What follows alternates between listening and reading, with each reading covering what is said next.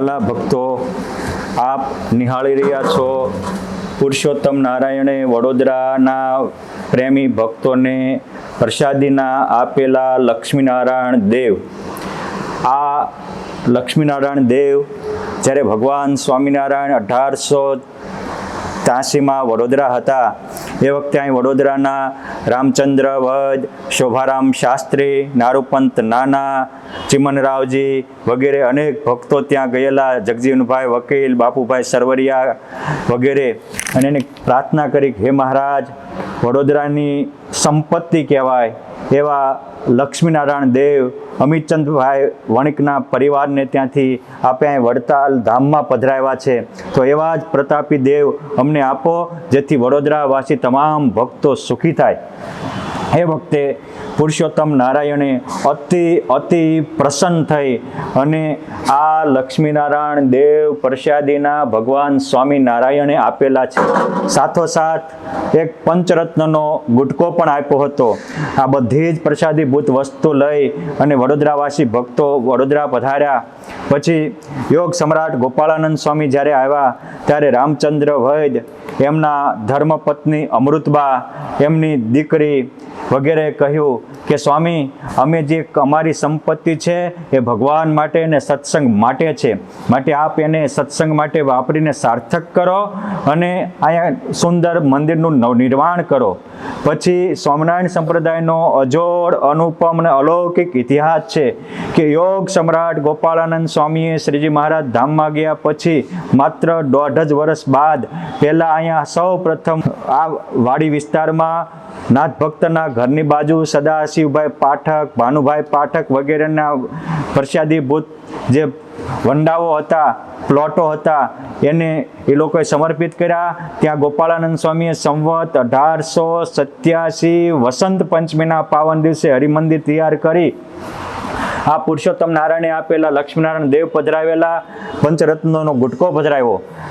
આ ત્યારબાદ ગોપાળાનંદ સ્વામીની જ પરંપરાના પ્રજ્ઞાનંદ સ્વામી, બાલમુકુંદાનંદ સ્વામી, સાથોસાથ બીજા શૂન્યાતીતાનંદ સ્વામી, ભૂમાનંદ સ્વામીની મદદથી એ વખતે વડોદરાના ગાયકવાડ સરકાર શ્રી ખંડેરાવજી, ગણપતરાવ પછી હતા, એની સાનિધ્યમાં, એની નિશ્રામાં આચાર્ય પ્રવરસિંહ ભગવત પ્રસાદજી મહારાજની આજ્ઞાથી આ વડોદરા વાડી મંદિરનું નિર્માણ થયું.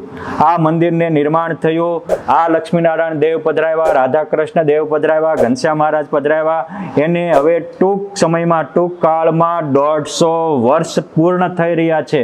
એટલે કે વડોદરા વાડી મંદિરનો સાર્ધ શતાબ્દી મહોત્સવ ટૂંક સમયમાં આવશે. પણ મારે તો કહેવી છે આ પ્રતાપી લક્ષ્મીનારાયણ દેવની 2 ટૂંકી વાતો. યોગ સમ્રાટ ગોપાળાનંદ સ્વામી અહીંયા આજે જ્યાં નાથ ભક્તનું ઘર છે, જ્યાં ગોપાળાનંદ સ્વામી સભા મંડપ છે, ત્યાં બેઠા હતા. એ વખતે અહીંના એક રતિરામ કરીને વિદ્વાન હતા, બહુ ગરીબ હતા, 4 શાલિગ્રામની સેવા કરતા હતા. સ્વામી પાસે આવીને રડી પડ્યા કે સ્વામી, ગરીબ છું, કહેવાય છે કે પ્રભુ પૂજા કરી દુઃખી ન હોય, પણ મારે તો સંપત્તિ નથી ને સંતતિ નથી. ત્યારે સ્વામીની કૃપાથી સ્વામી કહે છે કે આ 4 શાલિગ્રામ તમને એક વાલ દરરોજ સોનું આપશે અને 4 શાલિગ્રામમાંથી 4 દીકરાઓ કનૈયા કુંવર જેવા થશે. આ રીતે એને સુખિયા કર્યા. એ સમયે આ વાત થતી હતી ત્યારે વડોદરા નરેશ સિયાજીરાવ મહારાજા, ગાયકવાડ સરકાર 2 સિયાજીરાવ, એ ગોપાળાનંદ સ્વામીના દર્શને વાડી મંદિરે આવ્યા. એ કહે છે કે સ્વામી, બહુ તકલીફ છે, માટે કંઈક કૃપા કરો, તો અત્યારે લક્ષ્મીની જરૂર છે, તો લક્ષ્મીનો વાસ થાય. સ્વામી કે લક્ષ્મી અમારા સાધુ પાસે શું હોય, અમારા સાધુના પાસે તો પરમાત્મા હોય, લક્ષ્મી તો મંદિરમાં બિરાજે છે નારાયણ પાસે. અને એ વખતે સિયાજીરાવ મહારાજ ગોપાળાનંદ સ્વામીના કહેવાથી અહીંયા મંદિરમાં આવ્યા ત્યારે આ લક્ષ્મીજીએ પોતાના કંઠમાં રહેલો સોનાનો હાર અને પુષ્પનો હાર ગાયકવાડ સરકારને આપ્યો અને કહ્યું કે જાઓ, આજથી તમારા ભંડારા અખૂટ રહેશે, અને એવું વરદાન આપેલું. પછી ત્યાંથી નીચે ઉતર્યા ત્યારે ગોપાળાનંદ સ્વામી કહે છે કે તમારો ભંડાર તો અખૂટ થયો, પણ આ ગરીબ બ્રાહ્મણનું તો ભાણું ભરો. પછી એ રતિરામને પણ સિયાજીરાવ મહારાજાએ પુષ્કળ દ્રવ્ય આપી અને મહાસુખિયા કર્યા હતા. ત્યારબાદ આ દેવના પ્રતાપે આજ દિવસ સુધી હજારો ને અનેક લોકોના, સેંકડો લોકોના કામ થયા છે અને બ્રહ્માંડ રહેશે ત્યાં સુધી થતા રહેશે. આ પ્રતાપી દેવ છે. અહીંયા પ્રજ્ઞાનંદ સ્વામી સેવા કરતા હતા. બાલમુકુંદ સ્વામી, ગોપાળાનંદ સ્વામીના પરમ શિષ્ય અહીંના મહંત હતા. અને અહીંના એક લાડભાઈ વણિક હતા જે અમીચંદ શેઠના વારસદાર હતા. અને આવીને સ્વામીના પગ પકડીને રડી પડ્યા કે સ્વામી, સ્વામી, સ્વામી કે પણ શું છે સ્વામી? સ્વામી, અરે સ્વામી, હમણાં લગ્ન થયા હતા ને ઘરનું માણા મરી ગયું. સ્વામી કે બોલો થયું ભાંગી જંજાળ. કે તમારે જંજાળ ભાંગી, અમારે જે જંજાળ ઊભી થઈ. ઘરના બધા એમ કે છે કે હવે ઘરના માણસને મરદાને ઘરમાં રખાય નહીં અને સ્વામી મને કાઢવું ગમતું નથી, શું કરું? પ્રજ્ઞાનંદ સ્વામી કહે છે કે લાડભાઈ ચિંતા કરો માં, ઘરના કહેજો કે મારું માણા એમ ગુજરી ન જાય. એમ થોડું જીવતું માણા ગુજરી જાય કે. અને રાતે 11 વાગ્યે કે તું ઘરનો દરવાજો ખોલી અને એના કાનમાં સ્વામિનારાયણ, સ્વામિનારાયણ મંત્રના 2 નાદ કરજે, એ મળદું બેઠું થશે. જેમ યોગ સમ્રાટ ગોપાળાનંદ સ્વામીએ અનેક મળદાઓને બેઠા કરેલા, એમ સ્વામીના શિષ્ય નાના પ્રજ્ઞાનંદ સ્વામી એને પણ અહીંયા એ લાડ વણિકનું પત્નીનું મૃત્યુ થયું હતું. આ લક્ષ્મીનારાયણ દેવ, આ હરિકૃષ્ણ મહારાજના પ્રતાપે એ મળદા બેઠા કર્યા હતા. એવા તો અનેક ઇતિહાસો આ દેવ સાથે જોડાયેલા છે, આ મંદિર સાથે જોડાયેલા છે.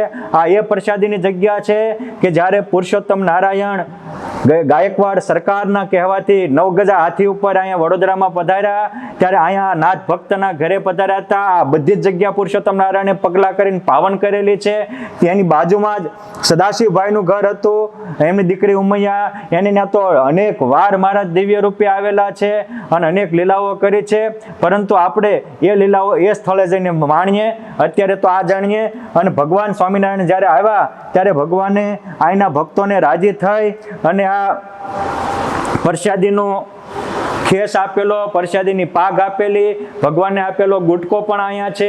વળી અનેક પ્રકારની બીજી પ્રસાદીની ટોપી પરમહંસોને આપેલી છે. 2 જોડી ચરણારવિંદ છે, 2 જોડી ચાખડીઓ છે. ભગવાનને આપેલો આ પ્રસાદીનો ગુટકો છે. આ ગોપાળાનંદ સ્વામી વગેરે રાખતા મહારાજે આપેલું પ્રસાદીનું તુંબડું છે. આ ઘુઘરિયાળી ચાખડીઓ છે. આમ આ વીંજણો છે. એમ એક એકથી અનુપમ પ્રસાદીની વસ્તુઓનો અહીંયા અલૌકિક સંગ્રહ. એ પુરુષોત્તમ નારાયણની પ્રસાદીની વસ્તુ નો સ્પર્શ પણ અનંત જન્મના પાપને નાશ કરે. એક પલક ધરે હરિધાન, તેના પ્રલય થાય સર્વે પાપ નિદાન, એવું હલ્લામૃતમાં લખ્યું છે. એવી આ પ્રસાદીની વસ્તુઓ પુરુષોત્તમની, એ પુરુષોત્તમ નારાયણના સ્વરૂપ સમાન છે. માટે આ મંદિરમાં બિરાજતા લક્ષ્મીનારાયણ દેવ, હરિકૃષ્ણ મહારાજ, ઘનશ્યામ મહારાજ, રાધાકૃષ્ણ દેવ અને આ પ્રસાદીની વસ્તુના દર્શન કરી આપ પણ આપણે જ્યારે વડોદરામાં પધારો ત્યારે અહીંયા અવશ્ય દર્શન કરી આપના જીવનને ધન્ય બનાવજો. એ જ અભ્યર્થના. અસ્તુ. ધન્યવાદ. જય સ્વામિનારાયણ.